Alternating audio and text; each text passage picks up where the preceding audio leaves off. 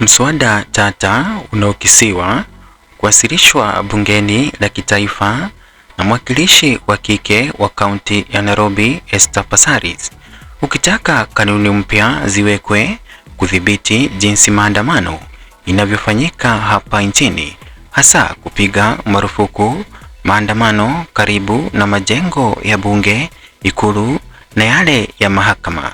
Kindly hit subscribe button, like and share. Hapa ni New Media, kituo nambari 2 nyuma ya hakuna. Na yafuatayo ni maoni ya Wakenya kuhusiana na wito wake Esther Passaris. Juang dies and people go on maandamano.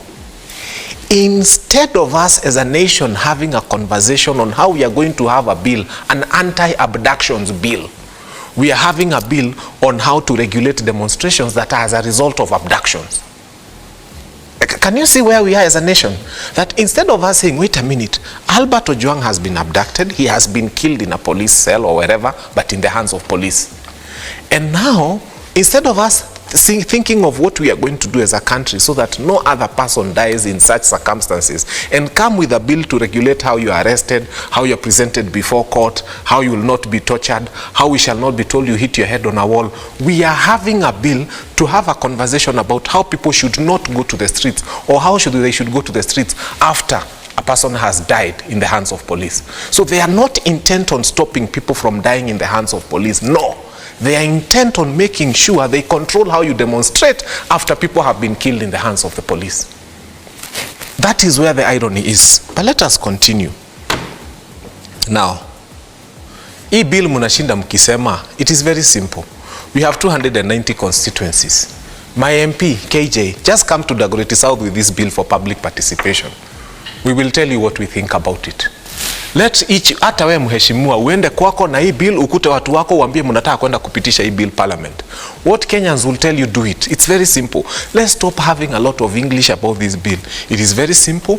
I want you as an elected member of parliament, the whole 290 of you, to go with that bill to a hall, because you have to do public participation in all the 290 constituencies. Go and tell them that we have looked as a country, tumeona shida si kuua Albert Ojwang, so we are not coming up with a bill around abductions. We've decided that the problem is how you are demonstrating. We want to come up with a bill around how we protect those people, those things that we think are important. You want to protect State House from us, and you're renovating it with our money. I mean, let's be serious. That's a public place.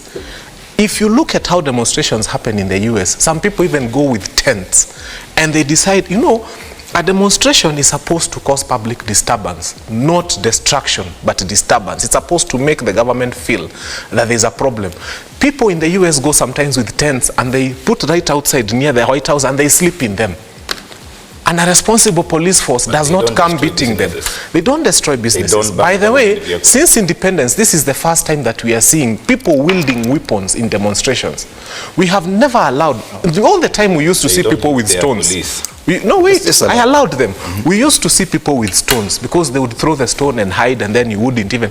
But right now, someone permanently leaves home with a very big stick, others with pangas and rungus, and we saw them. And they are verily walking on the streets and nobody is having a conversation about it. Let us first agree that these demonstrations became a problem when we first allowed armed people into them. We have to make sure that there will be no demonstration where a single ukionekana tu na weapon, you're an enemy of the state. Wewe kwanza unafaa kushikwa na ufungwe same day. You can take someone from the village, then takes him to Nairobi city, but you'll not remove the villagism in that person. Esther Passaris, in her senses, she doesn't know that people need to protest to go and petition to the parliament.